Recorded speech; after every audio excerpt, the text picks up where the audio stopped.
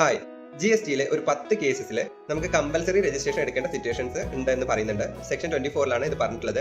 So ആ 10 situations നമ്മളൊരു short cut ഫോമിൽ വെച്ചിട്ടൊന്ന് പഠിക്കാൻ നോക്കിയാൽ നമ്മളിവിടെ യൂസ് ചെയ്യാൻ പോകുന്ന ഷോർട്ട് കട്ട് ക്രിയേഷൻ എന്നാണ്. ഈ ക്രിയേഷനിൽ I 2 തവണ വരുന്നുണ്ട്, അതുപോലെ Oയും 2 തവണ വരുന്നുണ്ട്. അപ്പോൾ ആദ്യം തന്നെ നമുക്ക് ഈ കമ്പൽസറി രജിസ്ട്രേഷൻ വേണ്ടി വരുന്ന 10 സിറ്റുവേഷൻസ് ഏതൊക്കെയാണെന്ന് നോക്കാം.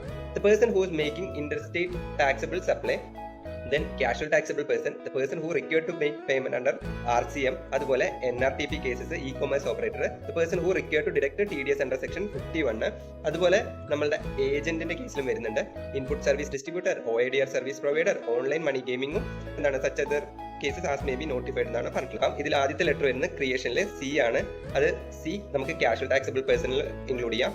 R RCM-ലാണ് വരുന്നത്. E-commerce ഓപ്പറേറ്റർ ആണ്. A ഏജന്റ് ആണ്.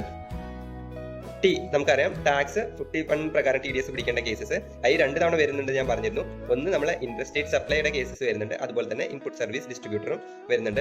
Oയും 2 തവണ വരുന്നുണ്ട്, അതായത് OIDR സർവീസും ഓൺലൈൻ മണി ഗെയിമിങ്ങും. N നമ്മുടെ NRTP. ഇപ്പൊ നിങ്ങൾ പഠിക്കുന്ന സമയത്ത് യൂസ് ചെയ്തിരുന്ന ഷോർട്ട് കട്ട് ഫോമുല എല്ലാം ഒന്ന് കമന്റ് ബോക്സിൽ എഴുതുക. സോ അടുത്ത വീഡിയോയുമായി കാണുന്നവരേക്കും ബൈ.